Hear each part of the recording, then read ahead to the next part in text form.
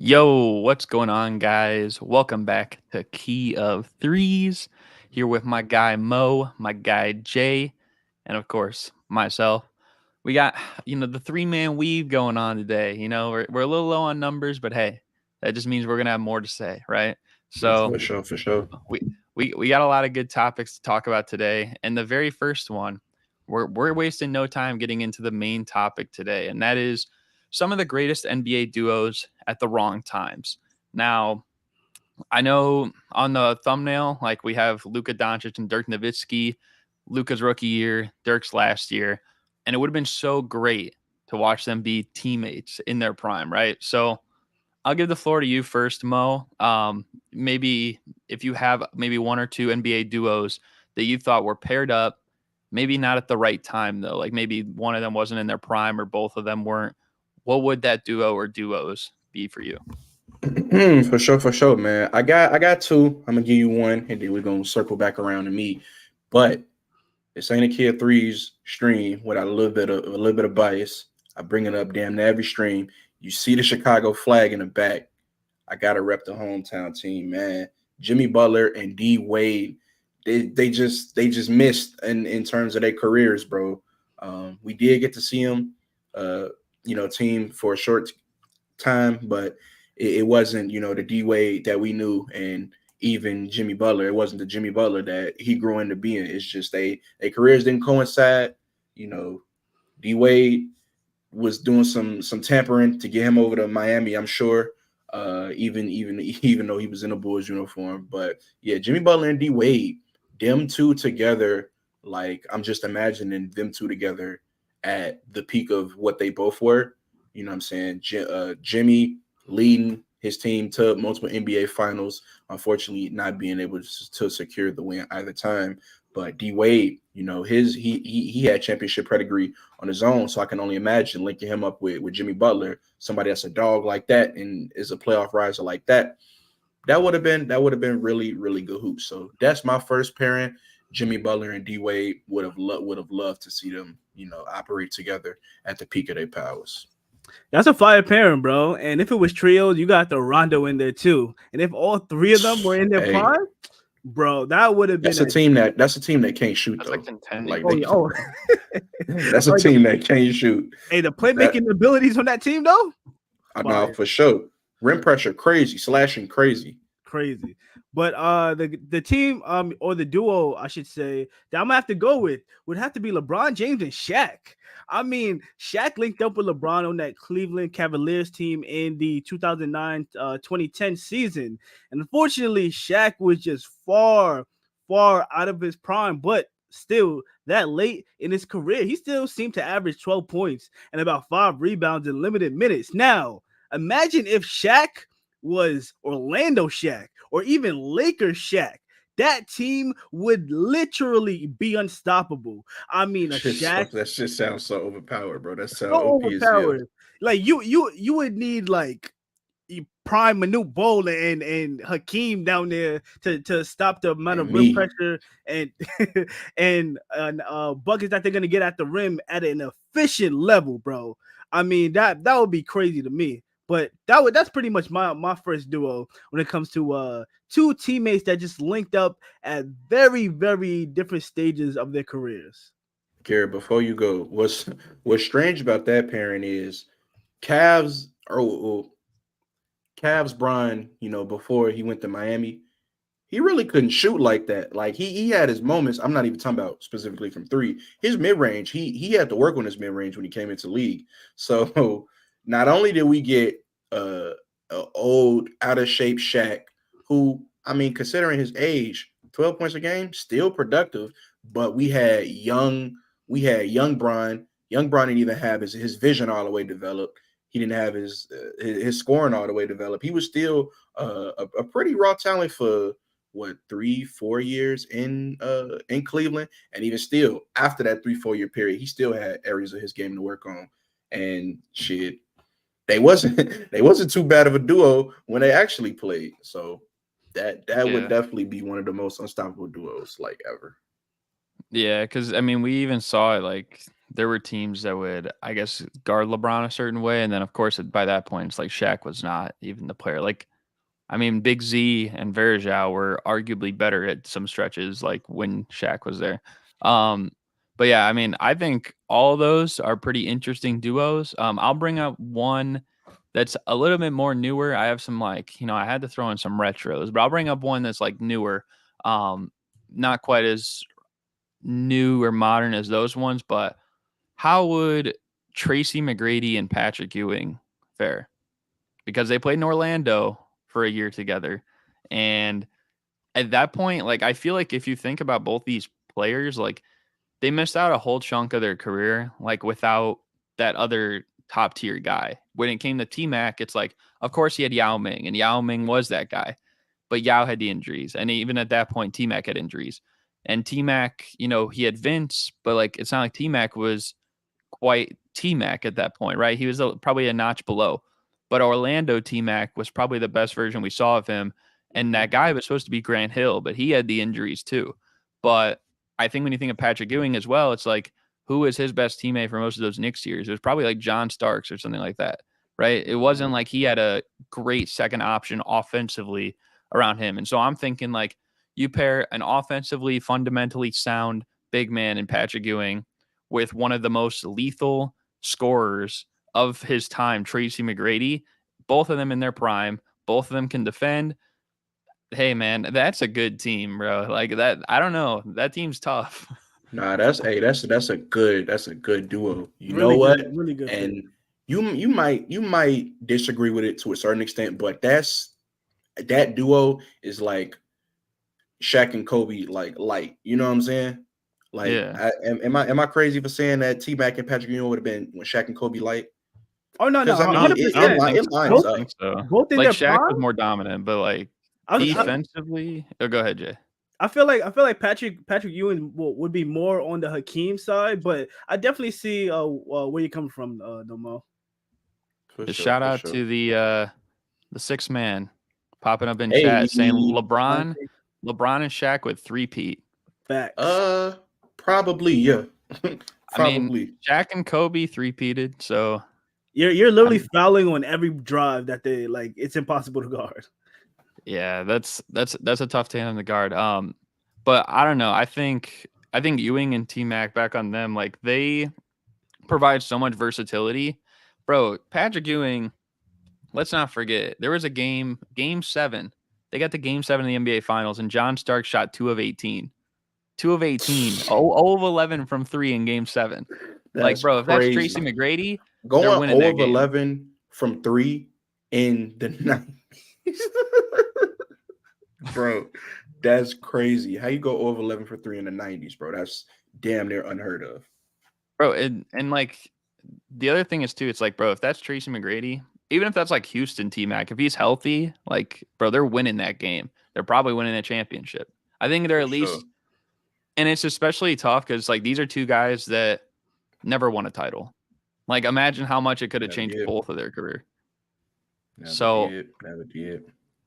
I don't know. I have a few other duos. I don't know if you guys had any others you wanted to name, like right now, or I mean, so another duo that I had, and they played together, and they played together for a few seasons, but man, you gotta wonder what would have been if Steve Nash and Dirk never, split up when they did, because I feel like had they given it another 1-2 years, it would have clicked. And that duo, I feel like that duo would have been a top 3-4 offensive duo in the league. You look at the crazy efficiency that Steve Nash was putting up with also solid per game numbers. I know a lot of people don't like to regard Steve Nash as a good scorer, but that type of efficiency with the output that he was putting up, that's not like bad numbers. You know what I'm saying? I would for sure take 16 points a game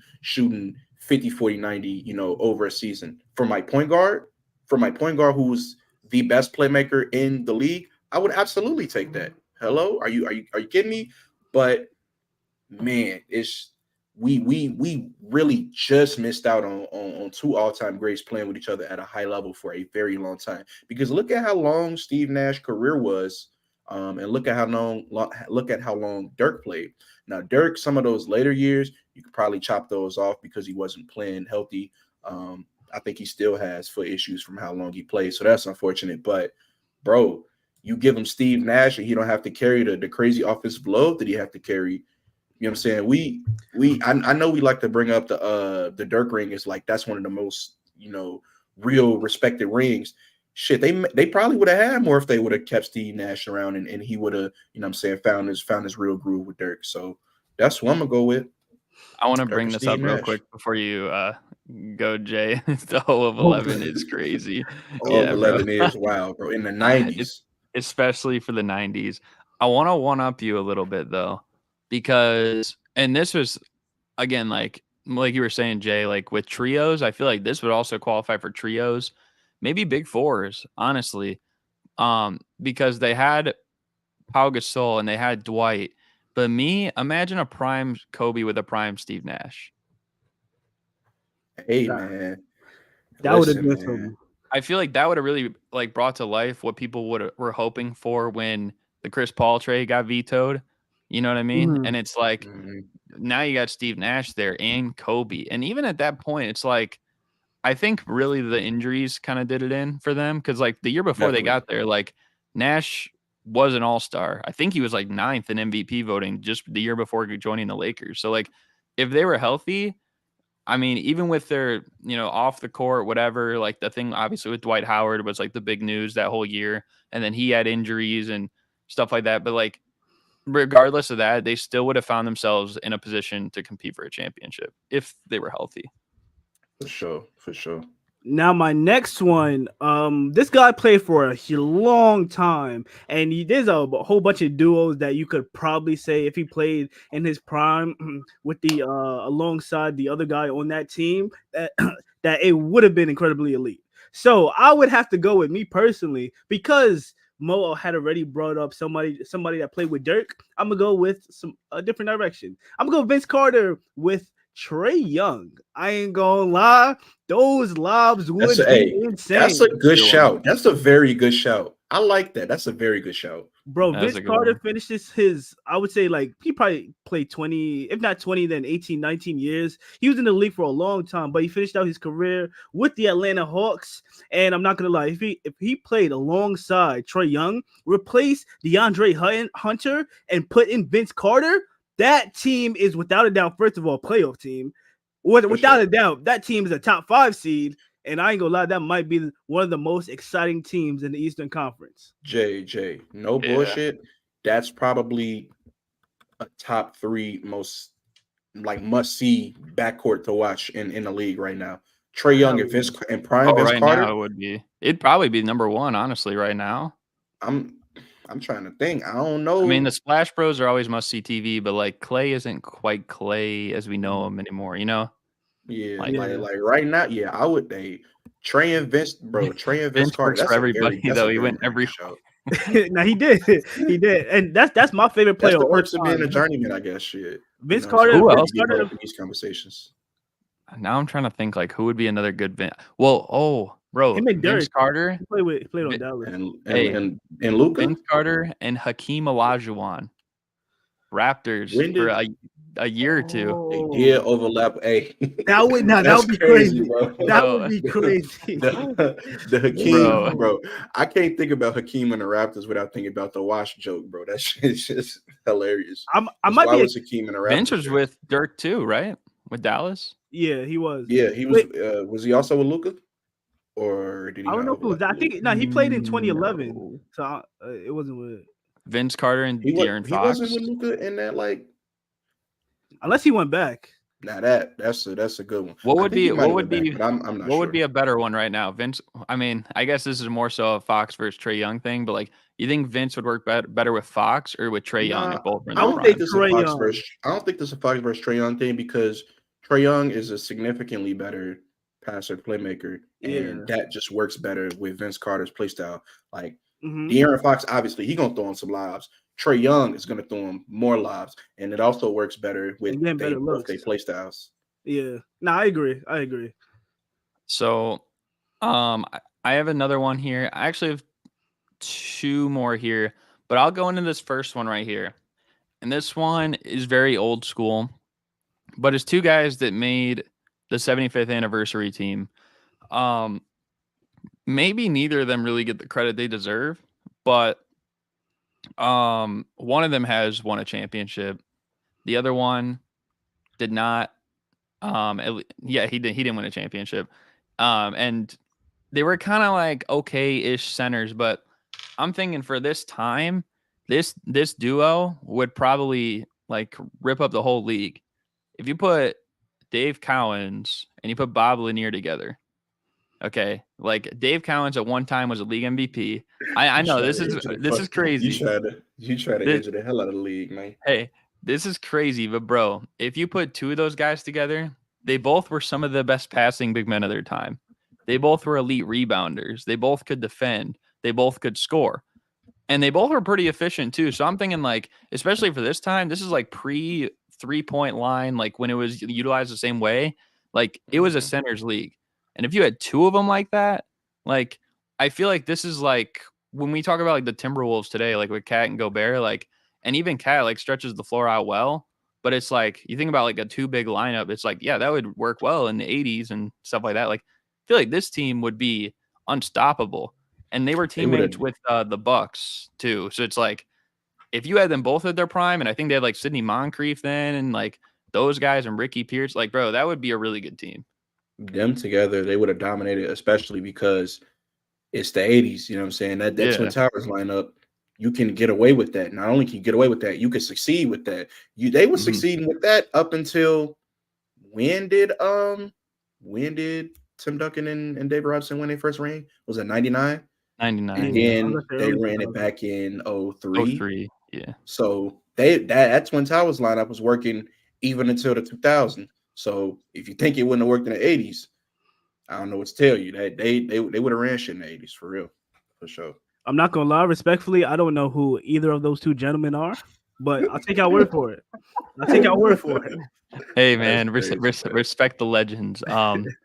I have one more. Hey, I don't know if you guys had. Hold on. Before you get to that one, the 6th man, Jordan and Gervin. Yo, that's a very good shout. What year did they play together? 86.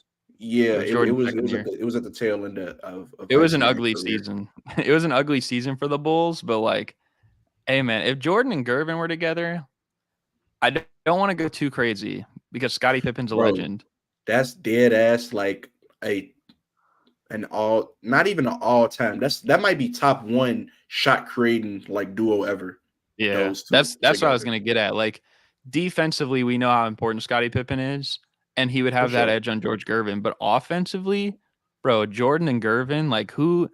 That's a crazy. Anything about the Iceman, like bro, he was one of the smoothest players of that generation. You put him with Michael Jordan, bro. You just strap you strap a flamethrower and an ice cannon, both of them to your arm, and just like, what are you gonna do? You can't do nothing. They rising up above you. They can get to the rim. They can pass if need be. The offense gonna run through them, and it's gonna be very, very hard to stop. They couldn't even stop Jordan. He was taking all them damn contested shots. So you're going up against Jordan and a player with a very, very similar archetype play style to Jordan, who's just as, if not maybe just a little bit less skilled than Jordan. You basically playing up against 2 Jordans. And if y'all couldn't handle one, I don't know how you're going to handle both. So, yeah. That's a very good shout. Shout out to 6 man in the chat for that right there. Thanks. That was a good. I honestly wasn't even thinking of that. Wait, what were you saying? You said you had one more. Yeah. I think the other one I want to say, because one of these players is one of my favorite players of all time, and the other guy is probably like a top 10 player of all time. But in the last year, I think it was his rookie year for Larry Bird. He was teammates with Pete Maravich in Maravich's last year. Pistol Pete and Larry Bird would be an insane duo, bro. Yeah, like, they would have been. I mean, you just think about like the passing and the playmaking of Larry Bird. You know, obviously Pete Maravich was more like a he could easily be like the number one option on that team, and for good reason why he's like one of the greatest scorers ever, or pure scorers. But like you add him with like the efficiency of Larry Bird and like the playmaking there, defense would come so easily. Hey man, I think they could gel into a role simply where it's like Larry Bird could be that number 2 to Maravich's number 1, and Larry Bird could be the playmaker and everything like that. Down the stretch, I think both of them could hit clutch shots. So that's a tough tandem, bro. For sure. I got one more, and then I don't know if we want to move on after this. But there was once a time in the NBA where there was a who's the best point guard debate, and there still is. But during this time, it was almost unanimously, it's Chris Paul is the best point guard in the league. But then there was this guy that played for the Utah Jazz. You may or may not know of how good Deron Williams was when he played for the Utah Jazz. Boy, was he a fucking killer. Now, Deron Williams, all right, he's a good player. Who did he play with, when he was out of his prime? LeBron James. LeBron James and Deron Williams, bro. That combination in the late 2000s to the early, when did Deron Williams stop being good? Probably like the 2011-12 season. I'm not gonna lie, that's the top 4-5 duo in the NBA based off the strength of LeBron being there alone. So you add somebody who's in best point guard in the league talks. That's really a match made in heaven, because for his time, Deron Williams, I'm pretty sure he was a pretty damn good 3-point shooter. LeBron, whenever you want to choose his prime, it don't really matter. I guess you could suit LeBron's prime to play with whichever play style you think would be best for Deron Williams. So, and the thing about Deron Williams, he was also a very good finisher. He was a very good finisher. So you got to worry about LeBron obviously taking it to the rim and finishing on you, and then you got to worry about Deron Williams also finishing on you. It's shades of LeBron and D Wade, except Deron Williams could shoot better than D Wade, and D Wade was obviously a better slasher. You know what I'm saying? So that's my last one. I feel like they would have been a very, very good combination. I got one more. I got one more. So this guy, for the beginning of his career, played with one team up until one faithful weekend, and then everything changed. And this guy, his name is DeMarcus Cousins, and the team I'm picking is the Golden State Warriors. Just imagine if DeMarcus Cousins, prime DeMarcus Cousins, played with Stephen Curry. That pick and roll, you're doing nothing. You're panicking every time down the floor. And also on that team was Kevin Durant. I mean, you could pick whichever duo you want, bro. I really wish DeMarcus Cousins had some type of all-star level point guard or player for that matter that he paired with before his body started falling apart. Yeah, I think there's definitely a lot of, like, for that one, there's a lot you could choose. I think for LeBron, there's a lot you could choose, because like we didn't even talk about like D Rose or something like that, or like maybe Celtics Isaiah Thomas before the injury, like, so there's a lot. I want to bring this up though too. For this though, if you think about it. LeBron just teamed up with everybody. Melo and Dame, another great pick. Just too late for Melo. For the Sixers. That's great. That's crazy buckets for you. Crazy buckets. The defense, you need a good defense, but hey man, for sure. I feel like you could compensate, because one of them's a guard and then the other one's Melo. Melo, whenever he tries, he's capable. Yeah, but that's the thing. If he tries, but he doesn't try off. That's two top 75 players ever, man. Like, that's just what I was saying. Like with the Collins Lanier thing, it's like if you're pairing up two of the top 75 players ever. I mean, we saw LeBron and AD win a championship a couple years ago in the bubble, right? So it's like, usually if you have two players of that caliber, like, your chances are pretty good, especially if they're in their prime. Gary, they're both top 75, those two guys? Yep. Well, they both, like, okay, if you're asking me, I don't know if I'd have AD there, but on a the two guys you named, I forgot the name. Lanier and Collins, yeah, they're both top 75. Yeah, I mean, like, based on their list. Now, my list is maybe a little bit different, but we're not going to go down that road. Not even a top 75, because there's 76 players on there. So who cares about that? Yeah, that is facts. that is kind of facts. Westbrook got in by charity vote. Anyways, that's a crazy straight to just throw out there before we change topics, bro. Come on, man. Anyways, we can move on. We can talk And you about. said, hold on. Before we move on, you said Westbrook was a sneak, but Dame is on there. Okay, buddy. Right? I mainly was saying that just to get a rise out of Jay. The careers don't even compare. Come on, they may deserve it. Crazy, man. Hey, man. Anyways, so the next topic we're gonna go to is talking about the places that need an NBA team. Obviously, like the rumors have been picking up. The NBA needs expansion. That's the bottom line, right? So we're gonna kind of like talk about maybe a few places that might need an NBA team.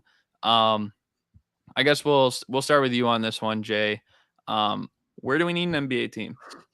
First off, this is not the team. This is not the place that I'm picking first off. But I just want to give a little praise to Mexico City. I do think adding an NBA team in another country besides Canada, I think that would be pretty epic for the NBA total, and that would shut down all type of talks that no allows talking about. But the team, the place that I want to say deserves the NBA team right now is Las Vegas. Guys, Las Vegas is becoming a prime time city. I mean, so many things are being placed there. The FS1 Racing is, I think they're building a racetrack for them. Team USA, they play there as well.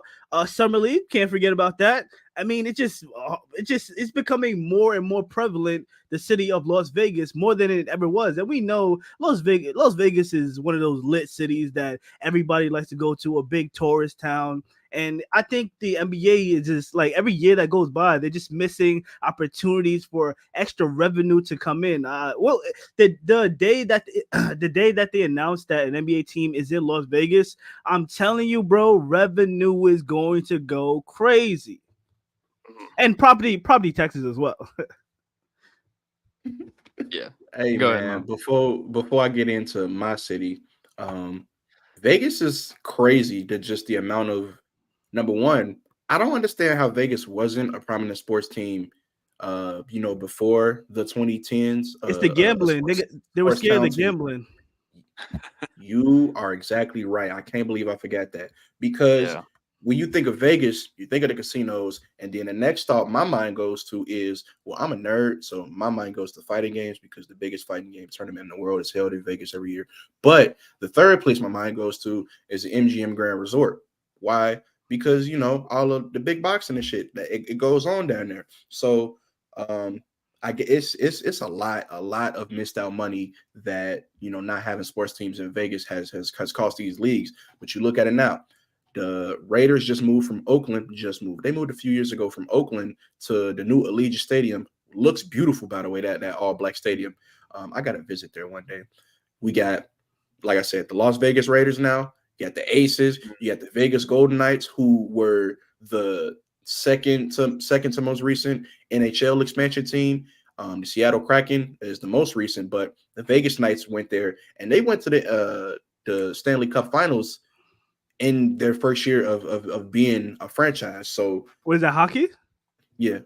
So Vegas, I think I'm not gonna lie. Vegas, I think it's just a matter of time before we get a NBA team there. It's way too much money in Vegas for them to not have a team right now. And it kind of sucks because I don't think Vegas necessarily deserves a whole bunch of just influx of sports teams, because it comes at the cost of some of these other teams that have history, where they've been at, like the Raiders. They moved from Oakland to Vegas, and they fans not happy about that. You know what I'm saying? But to get into which city I think deserves NBA team, a part of this list is some good choices.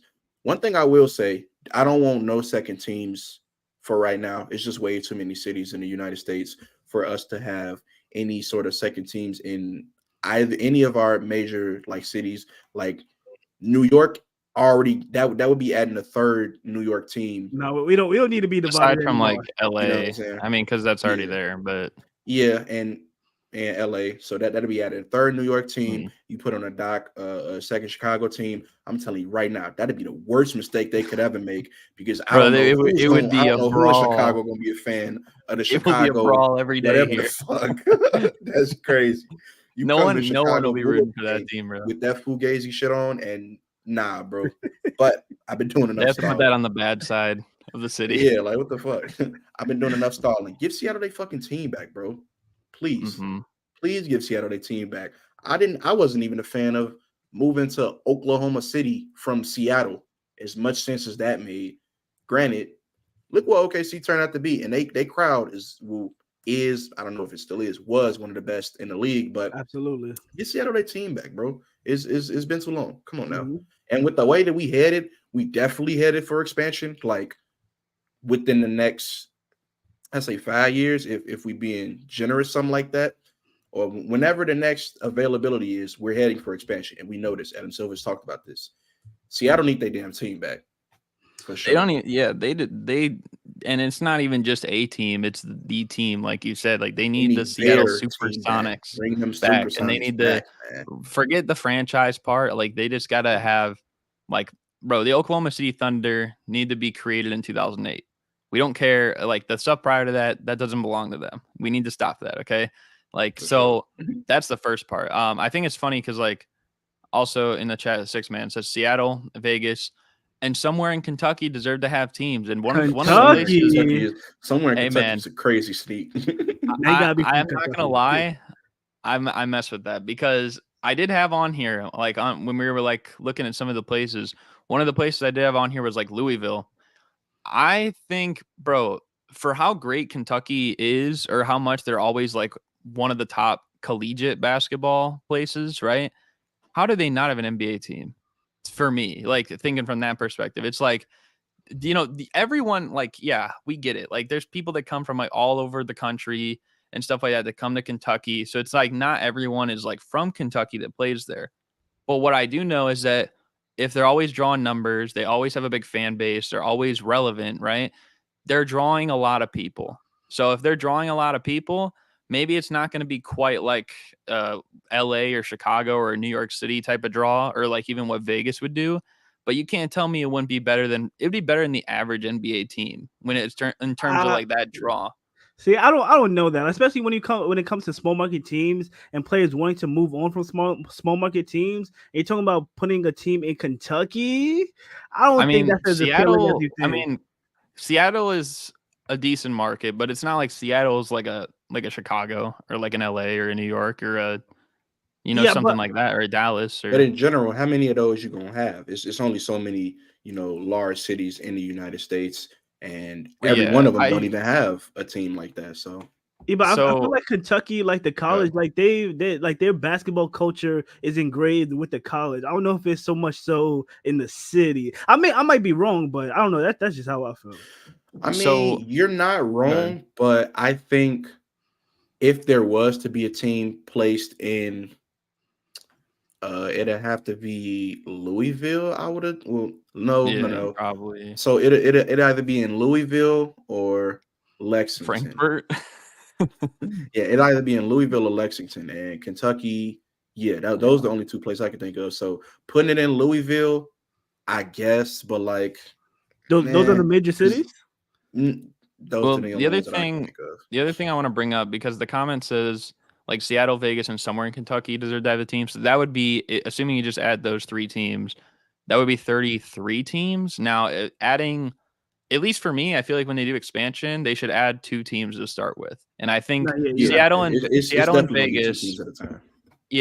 and Vegas seem like the 2 most likely ones. Like you said, Jay, like Mexico City's, I guess, like, in the running too. Mm-hmm. So maybe they could be one of those teams. Hydrated. But I think I feel like doing something where it's like 32 teams, maybe. How do you guys think it would matter, like with the divisions? Because do you think they'll go like baseball and like 4 in each, or not baseball, NFL? My bad. Does division matter in basketball? They used to a lot more. They don't as much anymore. I always like the division because I feel like it creates more like rivalries, even though like you might be. Even if you're like shout out JELSON, but like his Minnesota Twins, like they're the top of their division in the MLB right now, but they're worse than like if you took like the next 3 or 4 best wild cards, bro, they're not making the playoffs right now. You know what I mean? So it's like, even though that's the case, and I think there was a season like that too, like the Nuggets got like the 3rd seed, I think, with like Melo and stuff, even though they were like same record as like the 8th seed one year. Like, so even though that's the case, it's like, bro, you got to play who's in your division. You know, your division matters and your conference matters. So, like, I feel like that would be a good thing. And I feel like it would have to change the divisions a little bit. You'd have to have probably 4 in each team or in each one to make it balanced, because you'd have 16 teams in a conference. But I don't know what you guys think about that. So right now, if there are 30 teams, I'm assuming there's 5 teams in each division because I don't know off the top of my head, and that means there's 6 divisions. They would split that up, 4 teams, 8 divisions, 8 times 4, 32.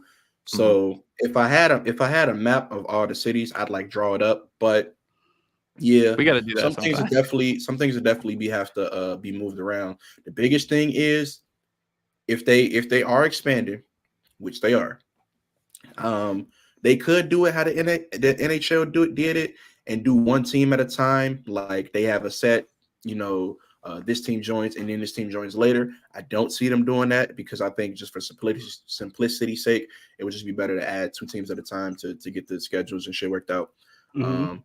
But with the 2 teams being added at a time, let's just assume it's Seattle and Vegas. We can damn near pencil in Vegas is getting the team. Like we know that Vegas is getting the team. It's only a matter of time. So if it's Seattle and Vegas, both of those teams go to the West.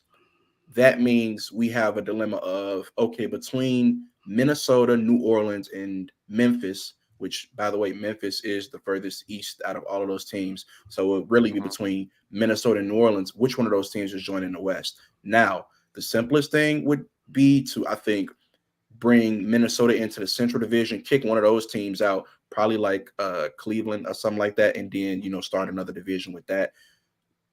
So that's probably what I think will happen.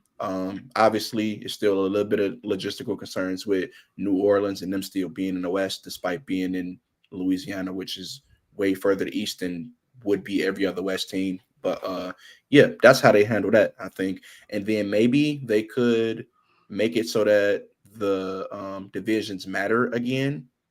I would like for them to do that. Hopefully it doesn't cause another issue like how it used to, with the winners of the division automatically being slided 1, 2, 3, 4, and then the seedings below that potentially being fucked out of playoff spots. Oh yeah, that would be. Think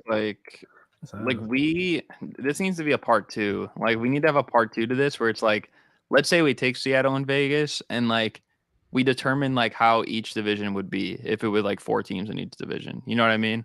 Like we'd have to. You know what? That is. We're writing that down. We're writing that down. We're writing that down. It's a part 2. I don't know if you guys had anything more you wanted to add on this in particular, if you wanted to move on. I wanted to ask, how soon do you think is the soonest that we will see this expansion? Again, we know it's coming because Adam Silver, he's like, yo, this is happening sooner or later. We just trying to work shit out. So when do you think is the earliest they think that they can work stuff out? I'll say 2 years. Yeah, I think I've heard somewhere 2 years. Damn, that's pretty early. Okay. I think I heard somewhere that Adam Silver was waiting on like the TV deal to be solidified before he works on expansion, because I don't know if you guys know, but like I think, but I'm not sure, but like I think very soon that like I know ESPN is like trying to figure out how they're gonna keep the NBA and stuff like that. So I think he's working on the TV deals and getting that situated before he starts expanding and adding teams. But I would say about like 2 years, 3 years. I don't think we're that far down the line. I think 2 is the closest. Like it would probably take 3 years, but I'll say 2 is like the closest, because I think 2025 is like a targeted. The guy could be wrong, but I think that was like the target, like for when they could add new teams or something, right?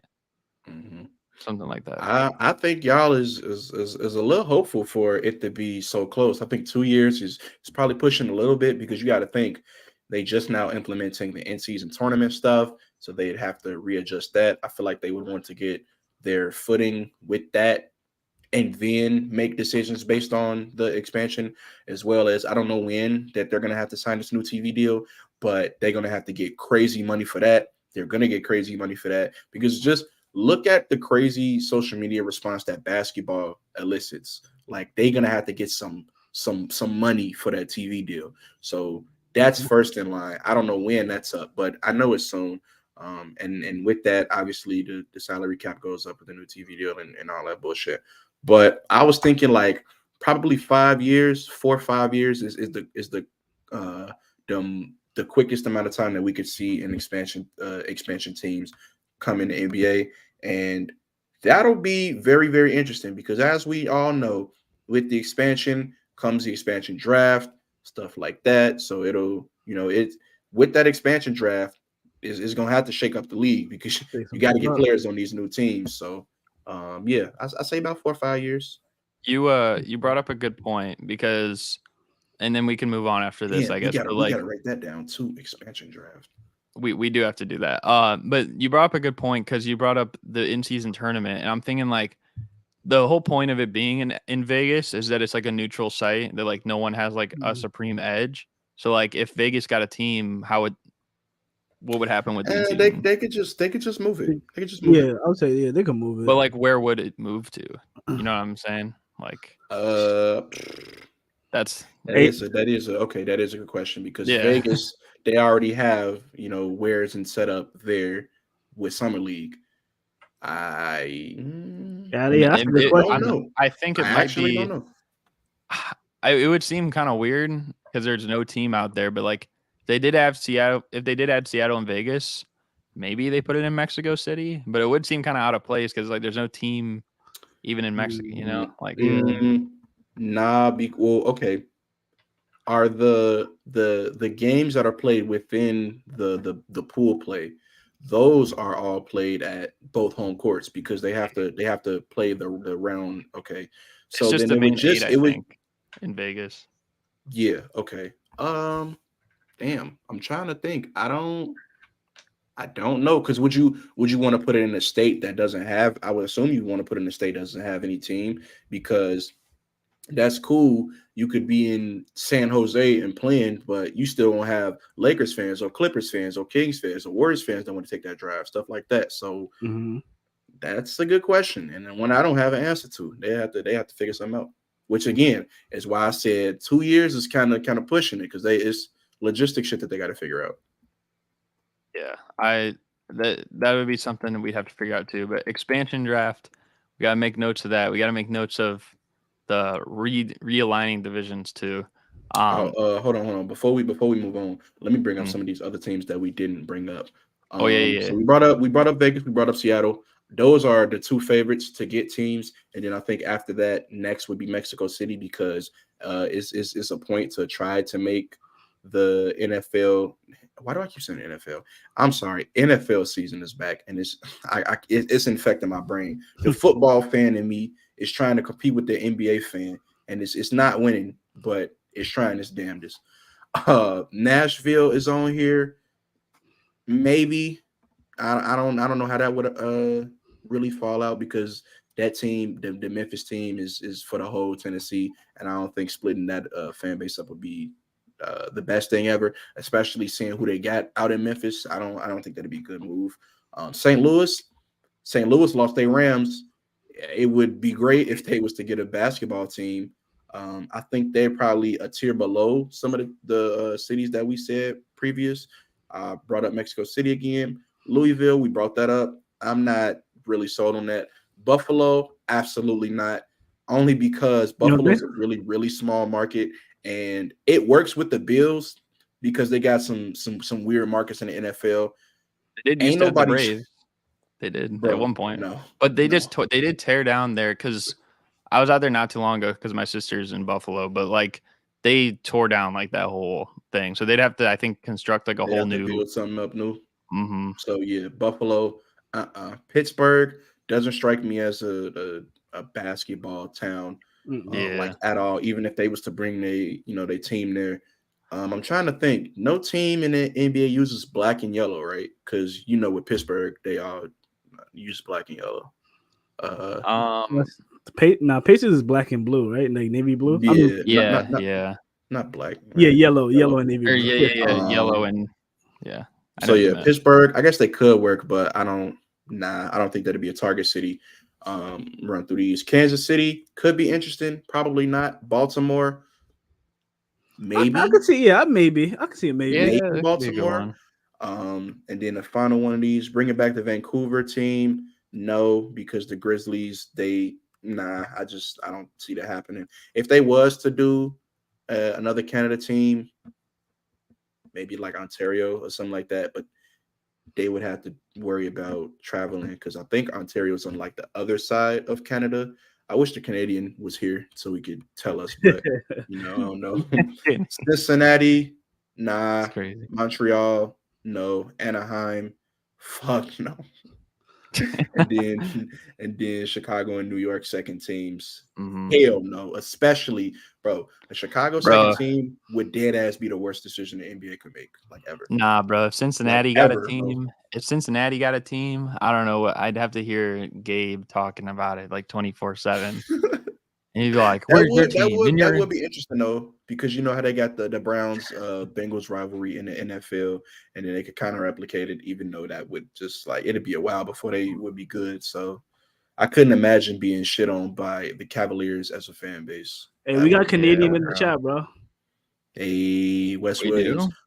I would let. Oh wait, I'd like a new team in Canada. Yeah, I don't know. It'd be interesting if they added another team in Canada. I feel like, do you think they'd add a team in Canada, like a second team, or they'd add a team in Mexico first? I think probably Mexico. Yeah, probably Mexico. Yeah, I kind of think so too. But yeah, I think Mexico makes a little bit more sense, only because it'd be them bringing back they expanded to Canada with 2 teams. One of them didn't work out, so we moved that, and then we're gonna go back. So it's probably not gonna be back to Vancouver. So where would it be? I feel like Mexico would just be better overall in general. Yeah. But with that being said, I think maybe it's time we could move on here to the next topic. Which is kind of just like, what's the latest in the NBA? Kind of like a what do they call it? Like a roundup, I guess. Like current events. Talking about a few things NBA in the NBA roundup today. Now this week, because we didn't stream since this time, but Christian Wood to the Lakers. I think that's the biggest thing that's happened like this past week. Bro, I need to hear you guys' thoughts on this. Bro, to get everybody, bro, it's not even fair at this point. Why? Why does the Lakers have so much motion? So you think it's a good move? It's a hold on. Phenomenal move. Did you just ask why the Lakers have so much motion, bro? I know why, but it's like it's messed up. Like me personally, I don't think Christian Wood should have been a free agent for as long as he has been. And to be honest, the Lakers were the perfect place for him. He has so many defensive pieces to make up. He's not riding the bench. He's gonna get like the Dwight Howard role, but he's gonna be like way worse defensively. All right. First of all, Christian Wood is one of the best scorers at his position. Let's not get that fucked up. He just plays no defense. But he fell out of the rotation with Dallas near the end. That's because him and Jay Kidd had poor communication. They like the relationship between the two. It was bad from the beginning. But he has AD back there to cover up all his defensive laps, and I think he's going to really thrive with the Lakers. I like the pickup, but I wanted to see him somewhere else, not LA, bro. They got everybody. So my thing about this is I very much so enjoyed what we got from Anthony Davis last season, and with Christian Wood being signed, it makes me think that Anthony Davis is going to go back to playing the 4. Now, obviously, they won a ring with Anthony Davis playing a 4, but since then his role has changed, and I think that he fits his role of being a center very well.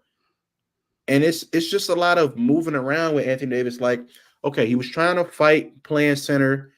They got some pieces for him, so he didn't have to play center. Then when there was no choice for him but to play center, he played it and was very, very good. Look at how he played in that. Who did they play first round? Look at how they played. Look at how he played in that Grizzlies series. Outshined the defensive player of the year and was the best defensive player in the entire playoffs. And I'm sure he led the playoffs in blocks. And he did that playing center. So now it's like, all right, we brought in Christian Wood to go and not play defense so Anthony Davis can play that power forward role, which at this point is probably not what's best suited for him because his jump shot has fallen off to a staggering falling off, but it's just gotten worse I don't want to say falling off like it was ever like money, just pure money, but it's gotten worse. It's gotten worse. No, you can say fall off. I think fall's appropriate, especially from his 3-point shot. On if it to fall off. No, his 3-point shot, but like specifically that fell off. I don't. Well, it was never really on. Like it was 3-point shot. The bubble. His 3-point shot absolutely fell off a fucking cliff, and that's because last time we saw his 3-point shot on, it was pretty damn on. Like in the money, in the bubble, that 3-point shot was pretty damn good. And if I'm not mistaken, he had a game-winning shot over Jokic in the playoffs. Yep. Wes is saying that Wood is weak, and the Lakers will be good, but he's a negative signing. He's not a negative signing, bro. He's not. I think he's a negative signing based off what Anthony Davis is gonna do. Because now it's like, all right, bro, Anthony Davis, why are we doing this again? You just had one of the best seasons of your career playing center. Only thing that was missing was your health. And now that it seems like you finally overcome that adversity, now, you know what I'm saying, you play in the center position you didn't want to, but it's working out. Now you just want to run away from all the work that you just put in order to do something that less suits your team. I don't like it, bro. I don't like it at all. I think you said it though, Mo. Like that's the reason they're trying to take some of the wear and tear off of his body, so he doesn't have to play the 5 no more. He don't got to bang down with guys wear and tear on his body when he's like the last 4 years he's always had wear and tear, and he's like supposed to be in his prime. I mean, yeah, but like it's just like they got guys like Jackson Hayes and the Christian Wood, so he doesn't have to. Ain't doing anything, bro. He's not. But I'm talking about just ease up just a little bit, so AD can produce more in the offense, which he lacked in the playoffs. I think we can all agree. And I think that's also why they signed Christian Wood, to get some more production from their big position. So I don't think he's a negative signing at all. Just my 2 cents is that like it's not gonna they don't play the same at all. But I just feel like the Christian Wood experiment is gonna go kind of how the Montrezl Harrell experiment went, in like where Harrell was kind of supposed to come in and fill in for the role that Dwight Howard had before that. And he just couldn't. Which is a crazy statement. Yeah, he just couldn't do those things. Like, and that's why it really didn't work out. And a lot of the same things happened with him. He eventually found himself on a different team, and now he's kind of found himself at the bottom of rotations because it kind of demoralized his career. I think like with Christian Wood, like he can shoot. He's a solid offensively skilled big man. But with what the team needs, and especially if, like Mo said, if they're going to run AD more at the 4, I just don't know like how Christian Wood is going to be the guy like that when it's like you basically have to fill the role of what this team had at their best was when they had Dwight Howard and JaVale McGee. They were playing sound defense, rebounding, paint protection, everything of that nature. And I just don't know if Christian Wood can do that. And obviously Jackson Hayes is athletic, but I don't see him doing that either, especially if AD's at the 4. We ain't even going to acknowledge Jackson Hayes because I dead ass forgot that they signed him. And yeah. I think it's more so to use AD as a roamer, so he doesn't have to guard the bigs 1-on-1. Christian Wood picks up a Jokic or Joel Embiid, and then AD comes over to help. I didn't say stop him. I just said pick him up. I heard what you said. Bruh. It was still funny as hell. Cause like what, bro? Yeah, with that barbecue chicken. with that, we'll carry on here to the next topic, which is weirdly enough on the same day Christian Wood signed. I don't know why we had 2 signings in like 15 minutes. It felt like on the same day, but Danny Green signed with the Sixers again. Now we do know. Yeah, I'm sure Jay probably feels the same way, but we do know that Danny Green was on the team. And bro, they just got rid of Doc Rivers. So I feel like maybe that part of it is like he didn't want to be there with Doc Rivers, especially on the team. Maybe now that he's out of there, maybe now he's willing to come back, especially because they just got Nick Nurse back. And if you remember, in 2019, he was thinking about staying with the Raptors until Kawhi said, you know what, I'm going to the Clippers. And he's like, if Kawhi's going to the Clippers, I'll sign with the Lakers. But if Kawhi was staying, I'm going to stay. So now Nick Nurse is in Philadelphia. And even though Danny Green the last like year or so hasn't really done much, what do we think of this move? I think once again, I am not moved. Yeah, I'm not moved either. I just think Daryl Morey's getting desperate. As well as Danny Green's looking for a check. He's looking for a job, to be honest. And I think Daryl Morey hit his phone. He said, Hey, "Hey, bro. pay But me." okay, can you blame him though? Because you 35 years old. 38 or whatever, 37. Damn, that's crazy. I thought it was like I 35, don't know. but How old is he? you Nah, I think I'd let say me like hold on. 36. I feel Because like you 36. saying 36. 38 is crazy. He's Yeah, he's 36. 36. Yeah, You 38 36 sounded like years too much when old. I said it. You 36 years old. You know what your role is in the NBA. If you're looking for it, hey, what do you sound like a 2-year deal? Probably a 1-1. What's a 2-year 1-1 deal where this will probably be my last season if shit don't work out? You know what I'm saying? Like I don't think any NBA player at this point in their career has turned down like a cool $7 million contract for 2 years with a player option or a team option or something like that. That's just free money at this point, because it ain't like he gonna do anything different than what he been doing the past few years. It's just Danny Green Danny Green would have been like, oh, they got a Danny Green. You know what I'm saying? That would have been a good signing in like 2019, 2020. I would have maybe even fell for it in 2021. I'm damn sure not falling for it in 2023. We know what he's gonna be. He's gonna be all right. There's gonna be some games where Philly fans hate his fucking guts. And that's just how it's gonna be. I don't think it's a needle. No, it's not a needle mover. And this Philly team is still bound to implode. So this was like putting a little piece of duct tape on a vase that you just broke and thinking that it was gonna hold together. One like little tip, and this team's gonna fall apart. So I don't think Danny Green's gonna get any PT, to be honest. I think he's there for the vibes. he fuck around, don't for real. Because ain't he coming off like an ACL? Joel Embiid It was laid on flat. his leg. It was That's a why year he tore ago. it. The ACL was a year ago, but on the Grizzlies, he didn't really get any really playing time. He probably didn't even want none. So Yeah, anyway. I don't think it's really much of a signing. I mean, maybe from like a locker room standpoint, it could be bigger, but I do think it's funny how he did leave. Obviously, Doc Rivers was there. You get Nick Nurse in the picture.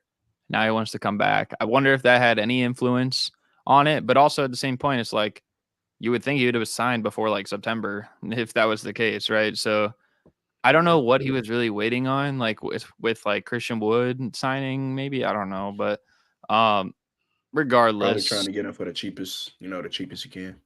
yeah. I mean, at that point, it's like you guys said, he's desperate for a job. Like he the man, like He got kids to feed, bro. he got a family to feed. Nah, that's I don't think Danny Green pockets hurting that he needed to take an NBA contract, bro. yeah. He's not no free well.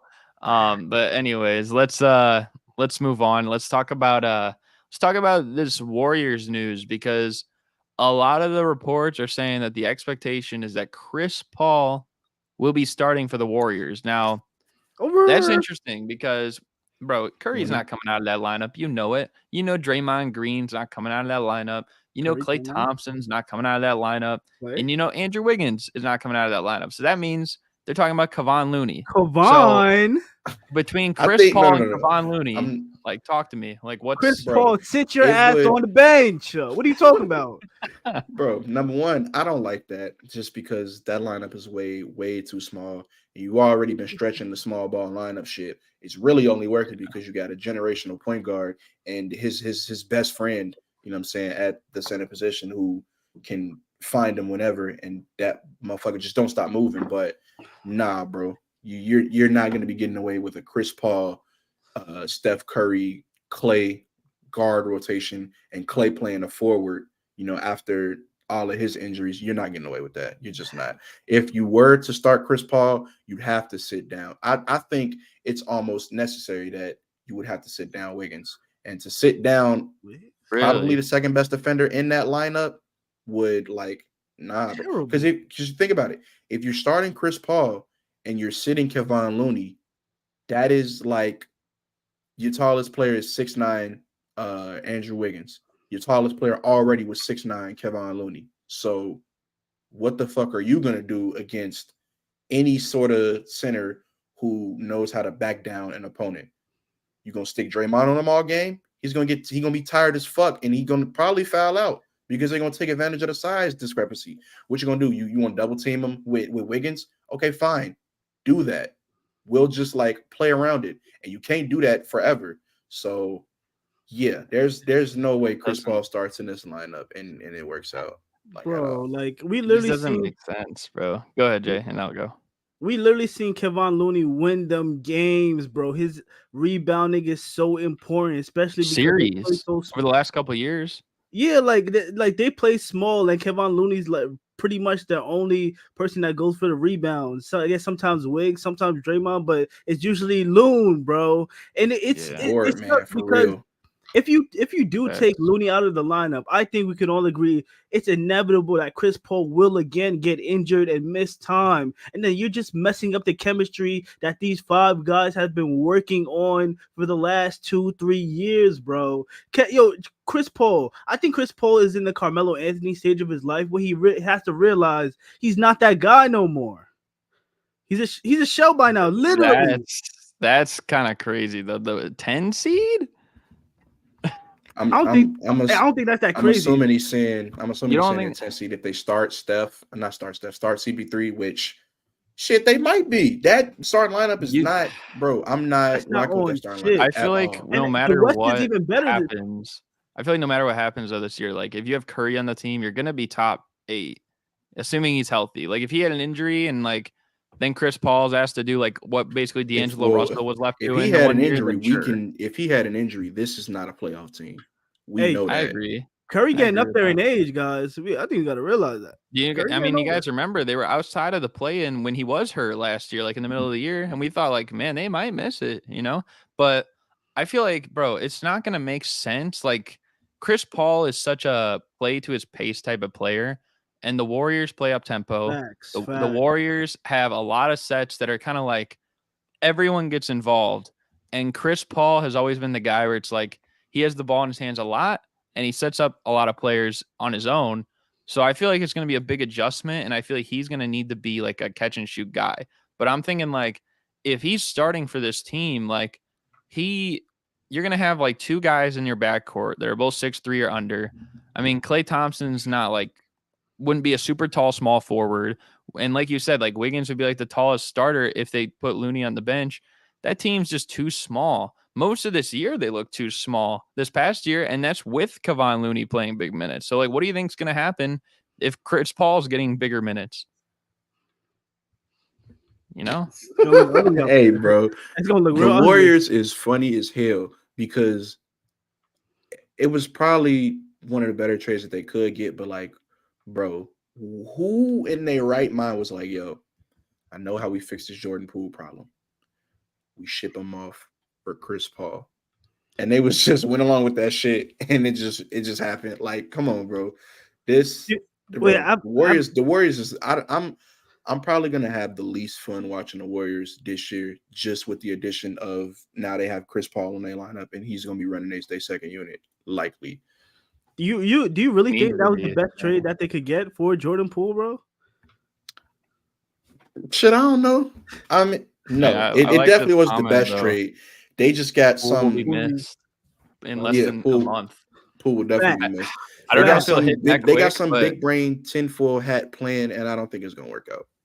Bro, I don't know if it'll hit that quick just because like early stages of the season, everyone's going to go through it. But like, I think at least by the time they need offensive firepower, that Chris Paul is not going to be providing them that specifically. Like, it's just not, they're going to be like, man, we wish we had Jordan Poole now because the dude averaged, people forget, like he had a bad playoff run, sure.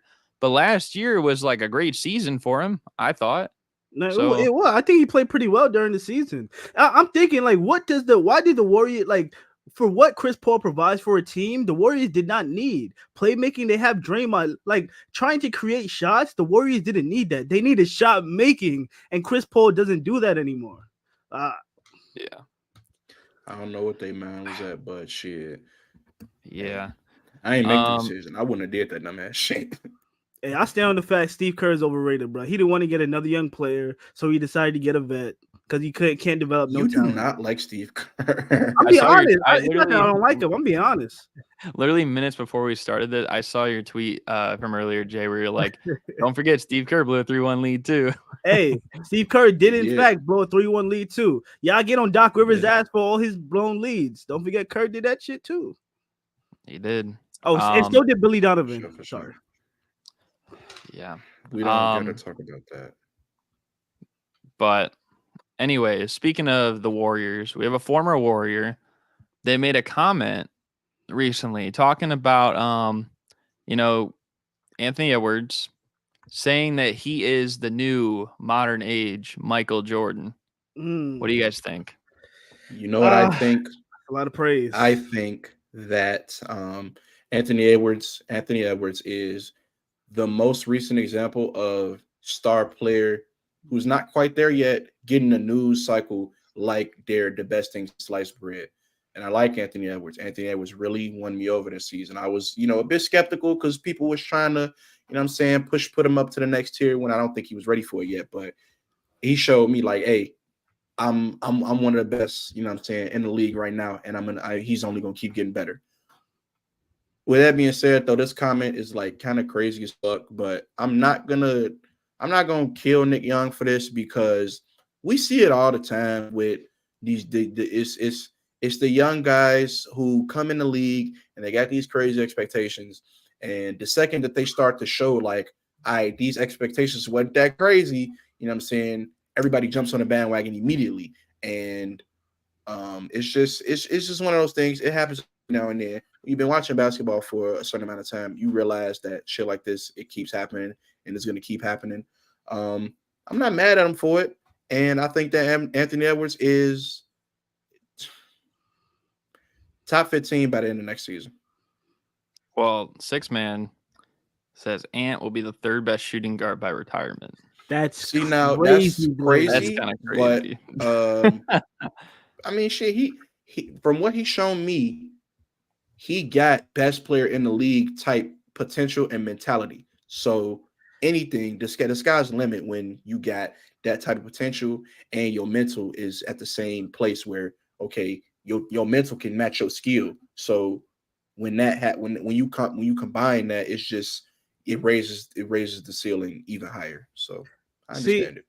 I think the Michael Jordan comments are a lot of glaze, to be honest. I think we should be. I think we should. Nah, for sure, definitely. I don't understand. Like, we have players like Jason Tatum and guys like that. I feel like they should be getting like some of this Anthony Edwards. I feel like it's recency bias for real, just because he's playing on Team USA and he's playing well. I will give him credit. He's playing very well on Team USA. I was going to say not was anymore, playing well because now they're out. No, they're not. They're not out. They still got to play the bronze medal game. Oh yeah, Come on, bro. They're basically out.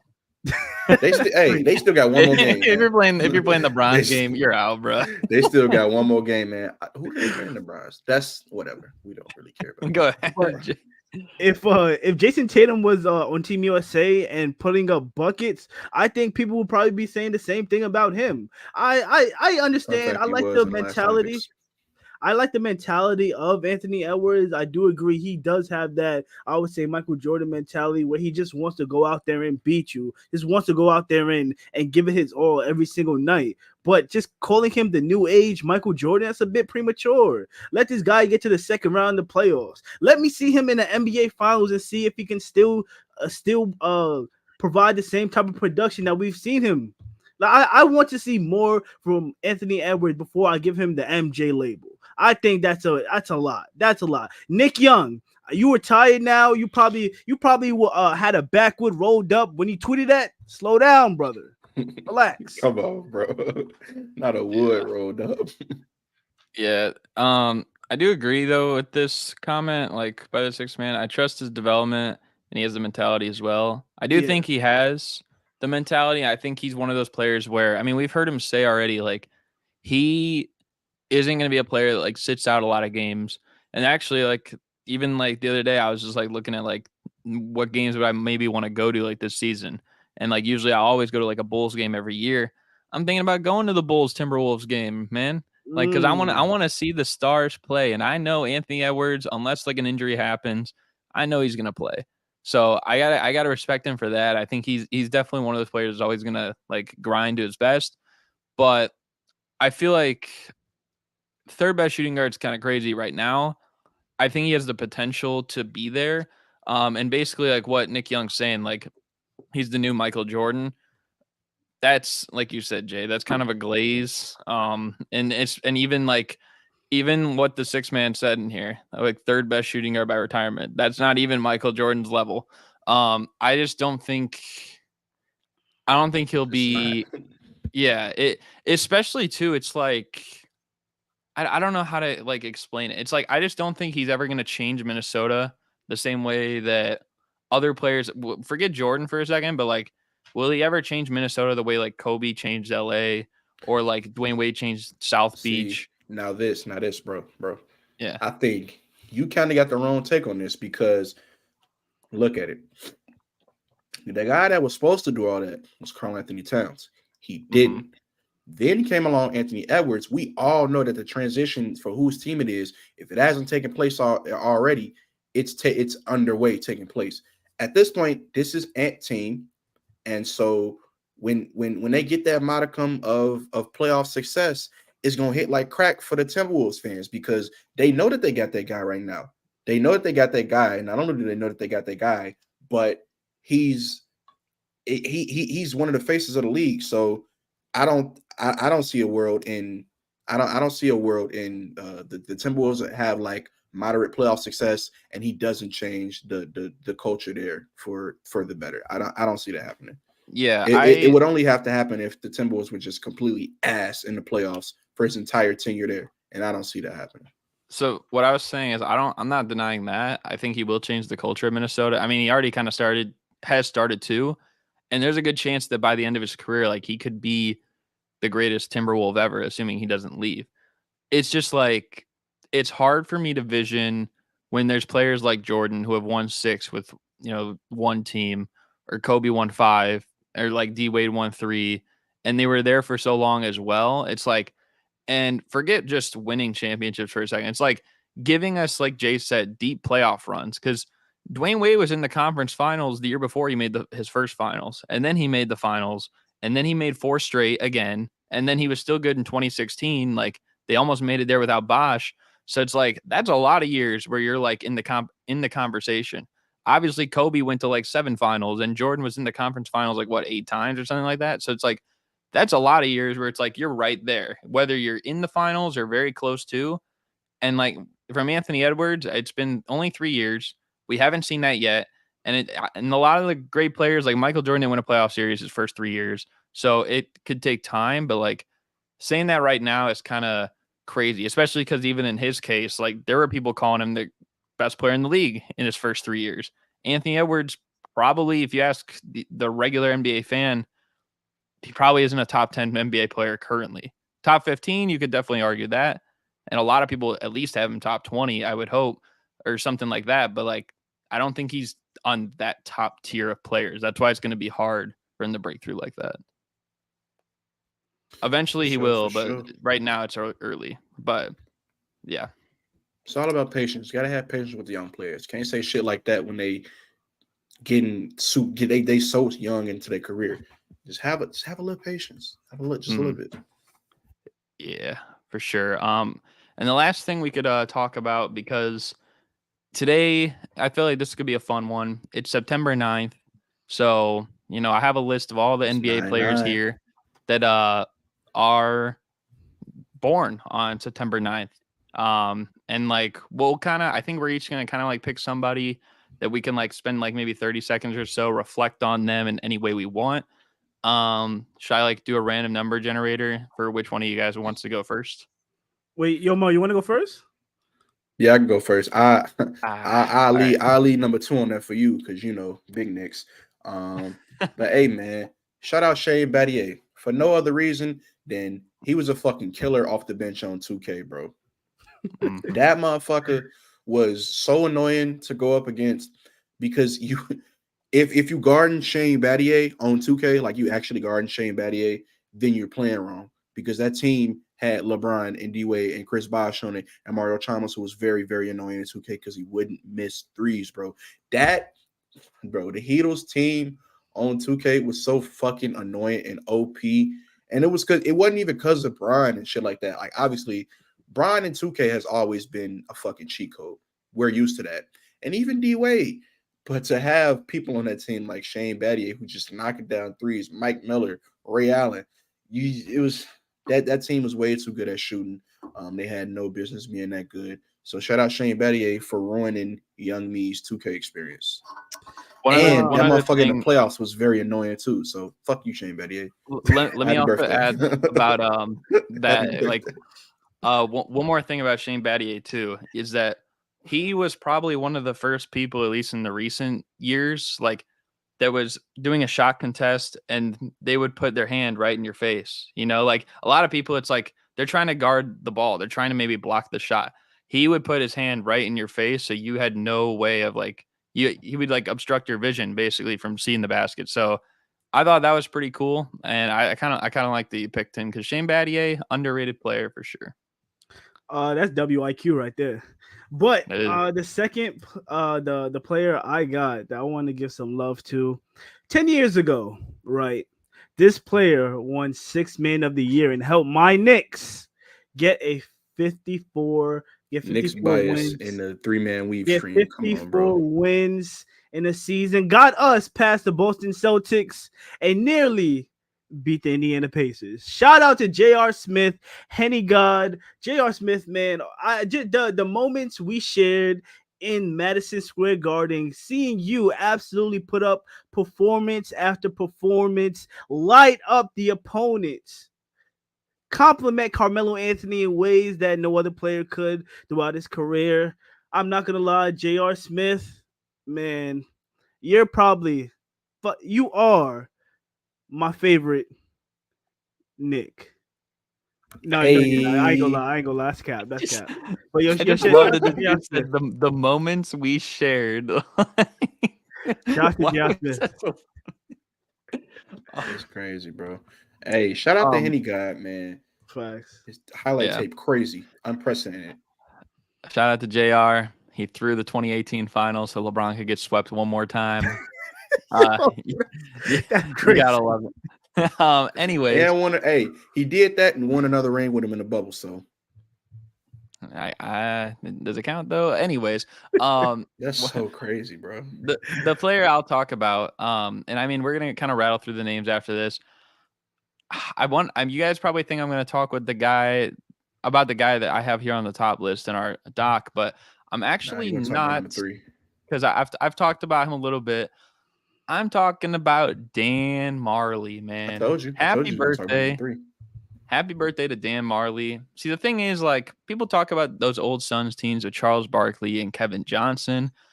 Dan Marley never gets the love he deserves. When this guy was a straight up sniper from 3, I mean, how many years did this guy shoot over 36% from 3? He took over like 4 or 5 a game, especially in that era.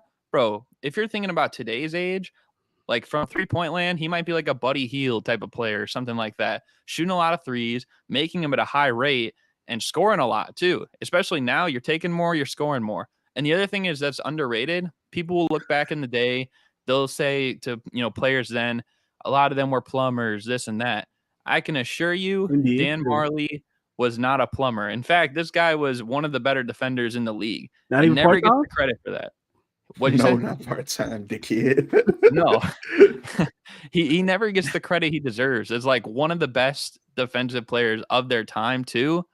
I got to give credit to Thunder Dan, because that man, bro, for years he helped put the Suns on top, and he played really like a big role before Barkley got there, midway through Barkley, and then kind of even in the later years, like when they weren't like, they were kind of a playoff team, but like after their finals run, he had probably like 4 or 5 or 6 or like really good years. So I want to shout out Dan Marley on his birthday. Shout out to you, Dan. Big Dan.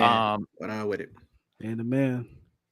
But yeah, aside from that, there's also other players that have birthdays today. I don't know if you any of you guys want to talk about anyone in specific or shout out. Hey, shout out to Luke legend BJ Armstrong.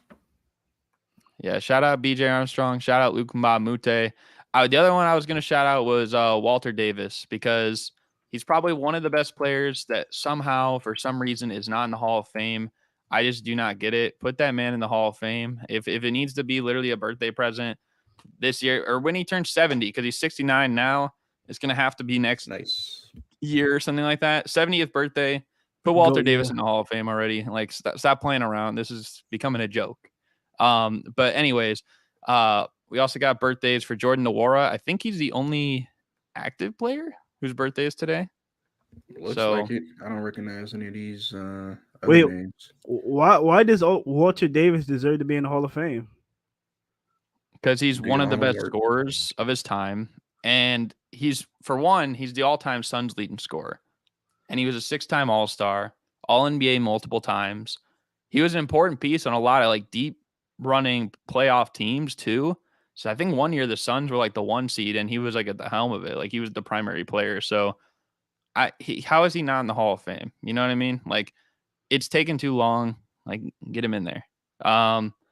A lot of these other guys, like, I'm not familiar with everyone. Like, my bad. I'm looking at his stats. He peaked his rookie year, bro, in terms of scoring. He peaked his rookie Walter year. Davis? Yeah. I mean, maybe his top scoring average was his rookie year, but I'd probably say his best year was like, I think it was like the 80 seed, like 79, 80, I want to say. He had a great rookie year, and I don't know. I think he was like great for like 10, 11 straight years. So I don't know. I'm putting him in the Hall of Fame. I think I brought notice to this whenever we did the Hall of Fame thing. But yeah, other birthdays: Sean Rooks, Stan Nazca. I don't know how to say that guy's name. Fran Curran? Who? I have no idea, bro. Josh Gray. Harthorn Wingo. That is a fire name, bro. Yo, these guys got some names on it, don't they? Hano Matola. Theron Mays. Theron Mays. Warren Kidd. Jose Slaughter. Oh my! That's a crazy name. That's a crazy name, bro. I bet that guy, bro. If that guy played today, if Jose Slaughter played today, he would have like some of the most lethal nicknames. Oh yeah, announcer's going crazy when he hits threes. Bro, they're gonna call him the Slaughter Rule. Darius Bertans, Davis Bertans' brother. Shout out to him. Happy birthday. Shout out to Davis Bertans for missing that 3. Steve Downing, Lance Blanks. Yo, shout out Steven Zimmerman, because he's not like on an NBA team anymore, but I did see him in the McDonald's All-American game in 2015. And bro, when I tell you, I thought this guy was going to be nice in the league. And I feel like, honestly, like, there's a lot of players, they just don't get a chance. Like, I feel like he could have been he was a decent jump shooter for his time then. I feel like now he could have easily adapted. I think he was like 7'2", if I'm not mistaken. Let me check him. How old is he? Are you 7'7"? He's like 7 foot. But yeah, man, shout out Steven Zimmerman. You should still be in the NBA, no matter what the NBA says about you. You're an NBA player in my heart. And then Alvin Jones. I'm not familiar with your game, my guy. So happy birthday to all of those former players and current player Jordan Nwora. Shout out to y'all, man. Yes, sir. But for now, we're gonna move on to a little kind of mini game. Obviously, we have the rotation going, but hey, man, we can still play some games every now and then. I'm still gonna win, even though we ain't playing for nothing. I'm still gonna win. Now, I will be playing too, just cause, you know what I mean. But you're not gonna win though, because I'm playing. I'm winning. Hey, shout out RC talks about basketball in the chat too. KG and Stephon Marbury would be a nice duo. Yeah, that would have been nice if they could have lasted longer together. I feel like not enough people talk about that. Jimmy Butler and D Rose. We did have Mo said Jimmy Butler and D Wade also would have been another good one. I would have brought up D Rose, but I didn't want to. You know what I'm saying? I want to go outside the box as much as I was going to do when I had hometown bias. Shout out to RC though, because he's saying big shout out to the panel. Salute to y'all. Appreciate hey, my man. You might need to change that Caitlin Clark picture in the profile picture though. That's all I'm gonna say. Nah, you don't need to change it. You don't need to change. Shout out to Caitlin Clark. Shout out to I Caitlin. am the Caitlin known for sure. Caitlin Clark hater. Bro, you bro, anyways, you really do hate on greatness, bro. That's crazy. Man, shout out to Double bro, C. I don't hate man. on greatness, bro. Okay, Yes, you stop, do. It's crazy, bro. bro. Why do I say Jordan's the GOAT then? Exactly. Anyways, we can move on. Dang, that's like the ultimate go-to. All right, so we'll do the sentence game. So basically, how this works is we'll do however like the sentence game normally works. We'll all say like one word. Like I'll say the first word, then maybe Mo says the second word, then Jay. We'll keep going around, but we're gonna do it with like NBA topics or names to start off each sentence. So we'll take turns starting a sentence with an NBA topic or player. We're going to keep going till one of us laughs. Now, each player has essentially 3 lives or 3 chances to laugh before they're eliminated. So you want to try and make your word choice funny and random, but maybe not too funny that you get yourself out. I will be Only right one back person real quick. I have can to get get my eliminated per second set of sentence. AirPods. Wait, what did you say? Wait, your AirPods? Yeah, you're gonna grab some AirPods. Oh, okay. Only one person can lose a life per sentence, maximum. So if everybody starts laughing, but like let's say Jay starts laughing first, then me and Mo laugh, then just Jay loses the life. Then we'll move on to a new and we're sentence. back. I can't be the first one. Got you. You can't be the first one.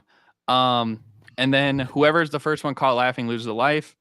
If it looks like a tie, we'll do rock, paper, scissors to determine it. Do we start over after every laugh? Like start over the sentence? Yes. Okay. We'll start over the sentence after every laugh. All right, so real quick, are we going like word by word individually? Yes. Yeah. Okay. And so we're gonna try to make it funny, make it random. I'm trying to think. What was the other thing I was gonna say? There was something that I did not put on the doc. It was shoot. What was I gonna say, bro? Only one person can get eliminated per sentence. Back to back, double C's.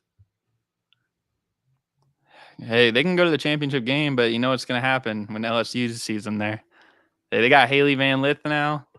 That's all I'm gonna say, man. Anyways, I ain't gonna lie. Shout out to Haley, bro. Haley, shout out to you. All right, Jay. You no. Hey, I'm not hating on greatness if I'm rooting for Haley Hey, Van Mo, Lith. you know why. Yeah, that's why I said no. We know why. Okay, so yeah, and so you can't be the first one to start to laugh. You're the only one that loses the life if so. And we're just gonna do it until we have 3 people laugh. So are you guys ready? Oh, and whoever starts the sentence needs to start it with like an NBA topic or like name, and you only say one word at a time. Okay. All right. So I'll start it off. I'll start the first one off. We'll go in order.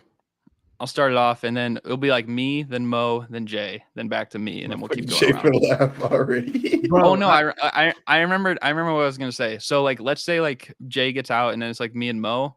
Jay is still like in the game. Like he still can say the words, but like his laughs don't like affect. Don't anything. count. Okay. Yeah. And then you said we're going to 3 people laugh. We're going to 3 laughs for 2 people. And whoever's the last one that doesn't have 3 laughs. All right. Are you ready? Yeah. All right. LeBron sucks. The meat of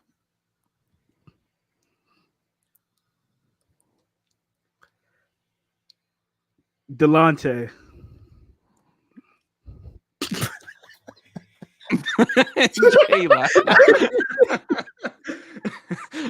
No, yo, Gary fucked me up with the meat. Gary fucked me up with the meat, bro. Bro, I was gonna say West so fast, but if I said West instantly, I feel like I would have just died laughing. Hey, I almost laughed at that shit. I ain't gonna lie. So, are we restarting the sentence? So Jay has 2 lives now, and then now you'll start the sentence, Mo. So I have 3, you have 3, Jay, you have 2. I'm good. I need to get that out. I'm good. Bro, that was crazy. So I'm gonna start off now. Yeah, with an NBA topic or player thing. Spoelstra. Of. Wait, what? Bro, I said Spoelstra as in Eric Spoelstra. I said of. Okay. Of. Okay. The Miami. Team. Brother. Takes. 2. Bottles. Of. Lotion. And. Spreads. that was Mo. Hey, what the fuck? What the fuck, man? Bro, I was gonna say the J word, but I'm like, I feel like spreads will catch him off guard. Hell nah, bro. You wild. Okay, so you guys both have 2. I have 3. All right, so Jay, you start this one. Derrick Rose. Feels. Great. When.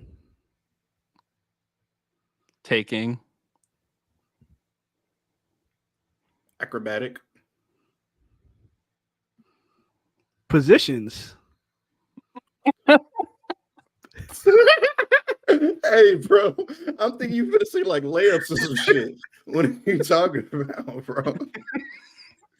Bro, I'm not gonna lie. I can't believe I made it that long. When Mo said Derrick Rose feels great, I was dying. I was like, I'm just gonna laugh, bro. Yeah, nah, bro. All right, Feels we'll great. start off. Dang it. Start off Okay. now. So we're each at 2 then. All right. This is competitive. All right. I'll start it off with let's think. The Lakers. Suck. Mad.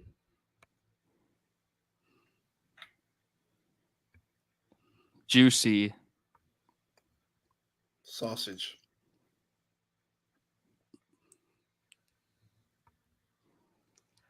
Attached.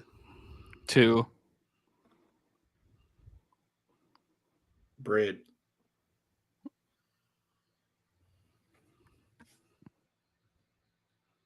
Between.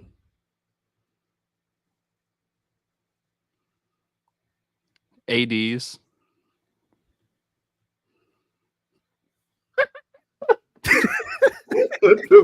Bro, Jay, why you taking this shit in weird directions, bro? What's wrong with you? You said sausage. What you mean? No, you started off weird.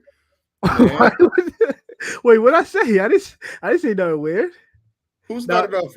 Who said suck, bro? You said sausage. Yeah, but it led into that. One of y'all said suck before that because he said juicy. I said the Lakers. I said the Lakers. You said suck. Yeah. No, Wait, no. No. And then after that, you took it to a crazy direction, bro. No, you said he said mad, and I said yeah, and then you said juicy. Like what the fuck, bro? Well, I didn't know what to say, bro. Okay, wait. So Mo, you have 1. Yeah, I got 1. We might need to do a second game after this because this is going quick. Okay. So I have 2. Jay has 2. Mo has 1. All right. So Mo, you start this one. Yeah, going quick. We within the stream time. I don't know. Luca. Pumps. Air. Jay, That was Jay. That Come on, was Jay. Jay. I don't know why the fuck I laughed. Oh my gosh. Bro, you almost got me with pumps. I was like, oh my goodness. Yeah, I got myself with pumps. Who started off now? Bro, I'm dying. Okay, so Jay, you have 1. Mo, you have 1. I have 2. All right, go ahead, Jay.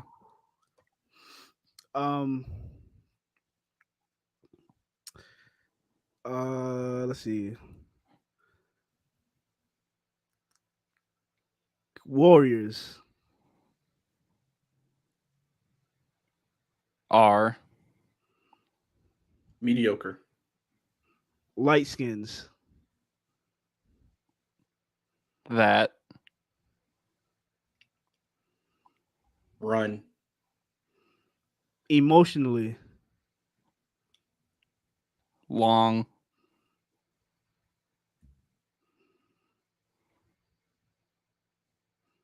Staircases.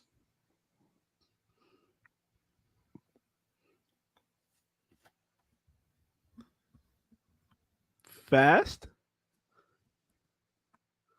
Wow.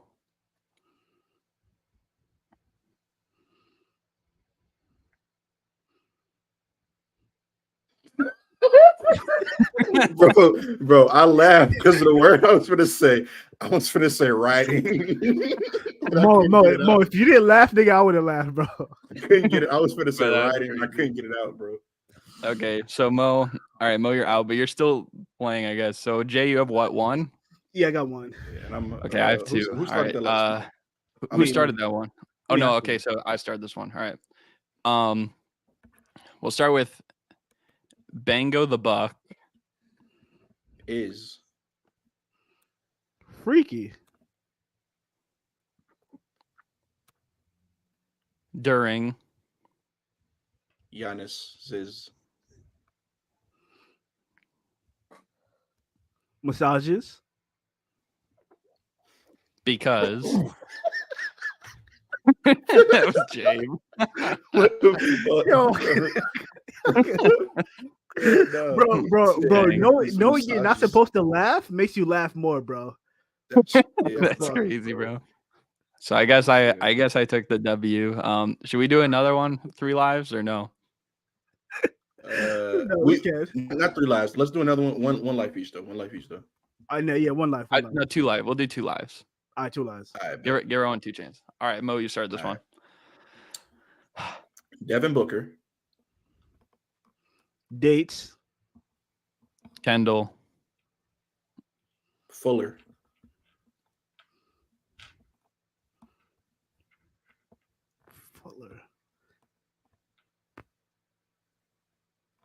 Ass. What? Van. Okay, hold on. I don't think y'all know who Kendall Fuller is. Kendall Fuller is an Oh, NFL. you say I didn't know. I don't know.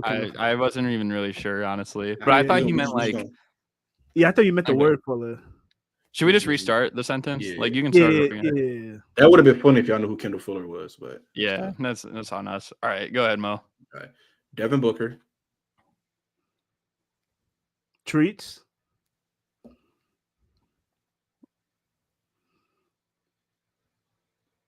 Children.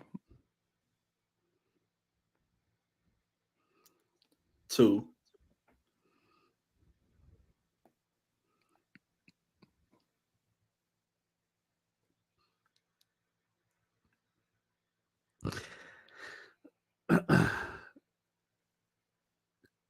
Kardashians. Tapes.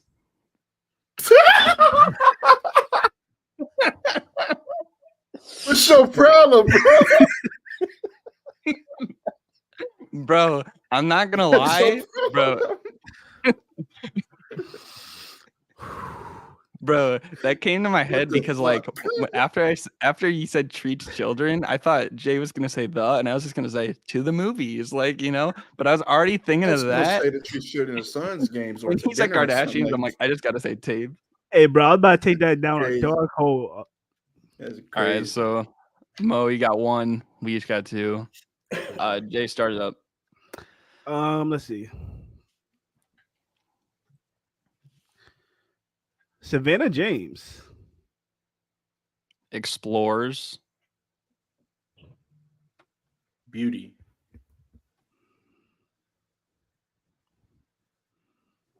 In. LeBron's. Park. So Park. P-A-R-K. Park. Hairs. By. Mark Jackson.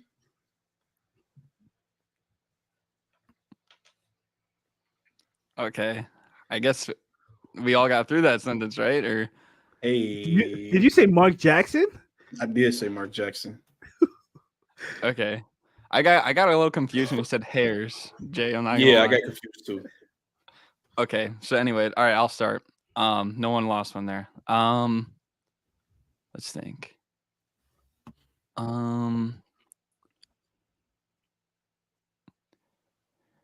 Hawaii.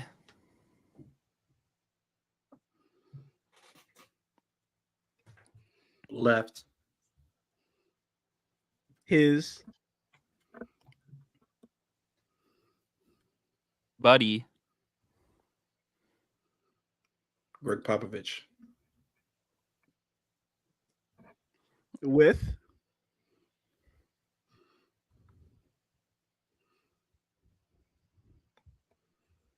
DeMars. Babysitter.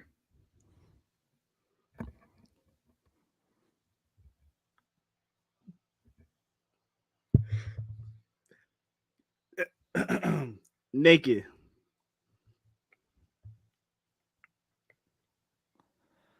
For. 5 hours. That is Jay. It was the 5 hours. I could tell Jay was like holding it in so much. Okay. All right. So you guys each got one. I got two.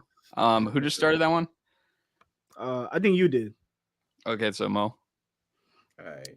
Yo, Mo, we got break. We got break them. Seattle. Has. Pointy. Buildings.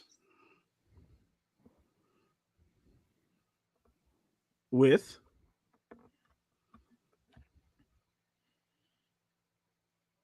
Hot. Women. Naked. That's your second time saying naked, bro. What's your problem?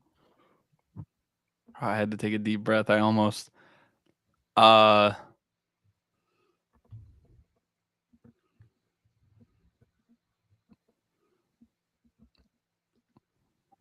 You said naked.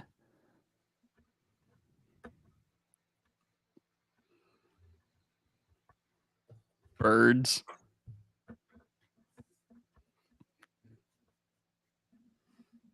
Playing. Fun. Over.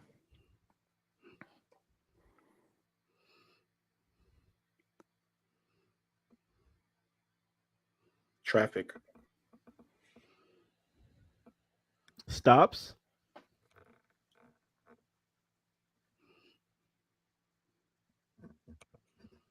During.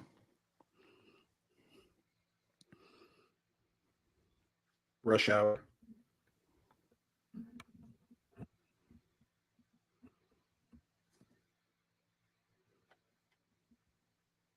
I feel like that's a son. Oh. Yeah, not. I mean, yeah, I think that might be the Yeah, second. I feel like that's the son of this. All right. Jay, start it up. Come on.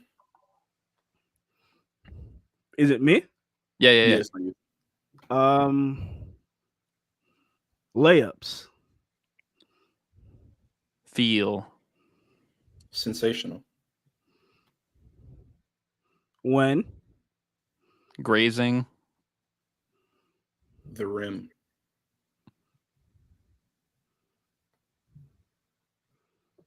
Intentionally. Rubbing. It. Hard.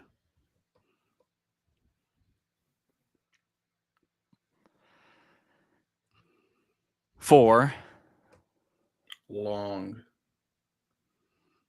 Durations. Egregiously. Rubbing. Moist. Sweat. Dripping. Women. Watching. The halftime show. Let's go. It just got to a part where like it wasn't even a sentence. It was just like a bunch of like cluttered words. The halftime show. I don't know why. Like I feel like if you just said the and he said halftime and I said show, it wouldn't have made me laugh. But because you said the halftime show at once, it threw me off. Show. Okay, so we all got one. All right. All right. I'm gonna start this one off. Yeah. Benny the Bull records himself touching specific parts of her privates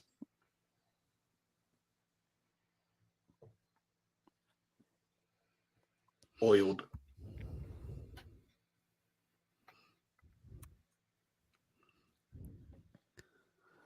cheeks and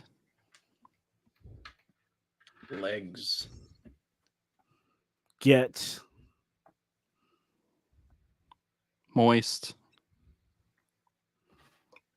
damp. Is that a laugh? No, that wasn't. No, that wasn't. Keep going. Okay. Okay. You said damped? Damp. Orphan. Confused. Because. Irritation. Aggravates. That's Jay. All right, Jay, man. No, because I said irritation. This nigga Bo's face got me, bro. Yeah, no. All right. Who started? All right, so it's me and Mo. We each got one life. For sure. I think Jay starts this one, right? Yeah. Let's see. Draymond. Kicks. Babies. As many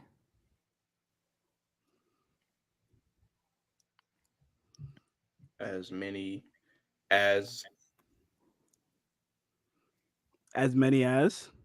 yeah. Mm-hmm. Draymond kicks babies as many as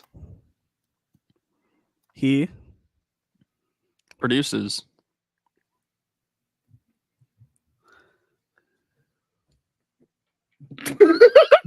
That's crazy. That's crazy. Just babies, bro. What's your issue? No, the babies part got me off guard, bro.